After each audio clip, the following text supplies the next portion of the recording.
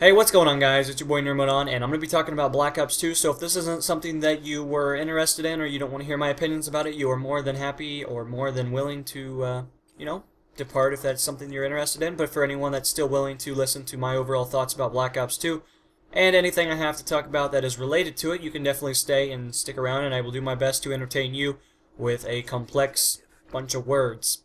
Pretty much about it. But with that in mind, guys, let's get started because I have quite a bit to talk about. Black Ops 2 came out a month ago, more or less. We're approaching the 1 month mark. And the first month of any Call of Duty title is the most interesting. It is usually the most hyped, and it is also the biggest downfall. Or it can be. Not every Call of Duty is that way. There are ones that have exceeded expectations. There are definitely ones that have kept the audience or the gamer's attention for a grave period of time. But I would say that there are titles that you guys have probably played that maybe just don't hold you very, very strongly to maybe the game, the overall storyline, or anything like that. And I don't know, I'm really confused on Black Ops 2. When it comes to it, like, I don't like Call of Duty anymore. I'm not really a Call of Duty guy anymore. I've kind of put that behind me and went on to better paths. But I come back and play it. And the reason for that is because I want to get max prestige and I want to get it fast. Like, I want to get it as fast as I possibly can so I don't have to play the game anymore. And a lot of you guys might be like, well, you're wasting $60 or you don't really want to support the company or whatever. I guess you're right in a sense. I really don't want to play the game. I just play it because I've played other games so much. Like Battlefield 3, for example. I put 600 hours into Battlefield 3. A lot of that was done from December to the release of Black Ops 2. So basically 11 months, and I just grinded as hard as I could for that max level, Colonel 100. And anyone that's played Battlefield 3 will definitely tell you, or the Battlefield franchise in general, getting max level in that game is a giant pain in the ass. It takes a lot of time, and it takes a lot of doing well consistently. It's not something where you could go, 50 and 5 one game and go 20 and 10 one game. I mean, you got to be consistent. You got to be pulling really high kills. You got to be just absolutely slaying the other team to get it very quickly. And I think I did good at it. I mean, max prestige in that game is 25 million points, which in Call of Duty terms, that would be like doing like 85 prestiges of Call of Duty. So that just tells you how long it is. But in the same regard, I mean, I guess I'm confused on if I really like the game or if I don't like the game, what it is. I love the first Black Ops. I love Treyarch titles. They're always my favorite. I would say I would pick, any Treyarch title over an Infinity War title. I don't care if it's COD 4 or not. I'm picking World at War over COD 4. And that might make some of you guys angry. I don't know what to tell you. I liked World at War far superior to COD 4, but COD 4 was a great game. It was definitely a fantastic game. It redefined the gaming market, and it made developers actually put effort into their games, or more effort than they were, I guess, before. But in a general sense, when it comes to balancement, I think that the game is... I don't really know how to say it. It's hard to say because the connections in Black Ops 2 are so awful.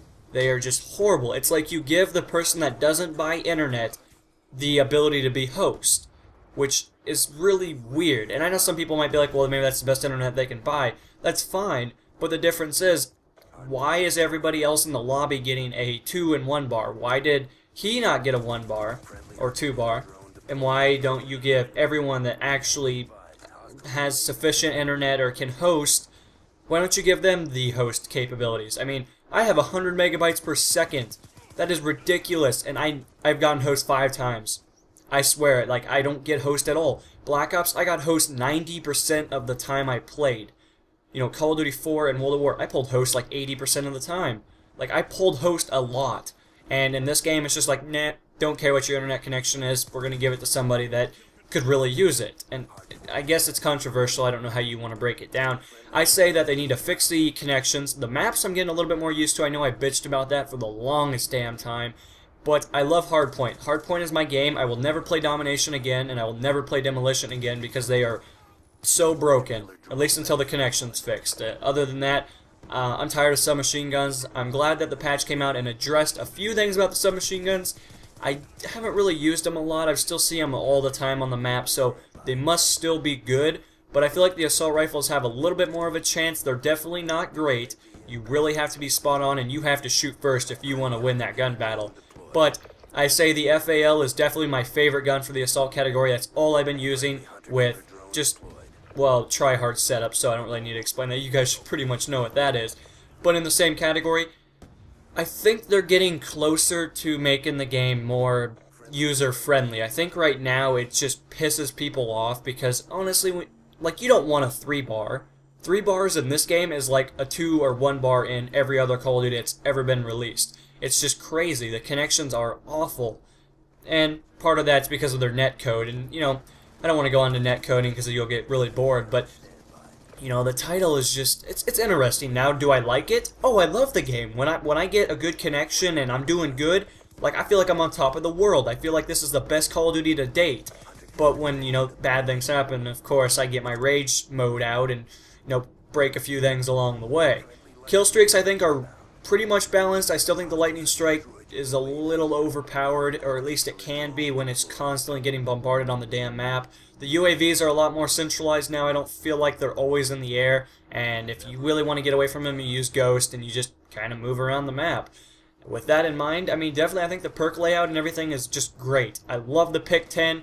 I wish it was like pick 20 sometimes so I could have all the perks and just run around and crap on kids for days, but hopefully you guys enjoyed. I know this was different and controversial, but I will see you guys in the next installment. This is NMO signing off.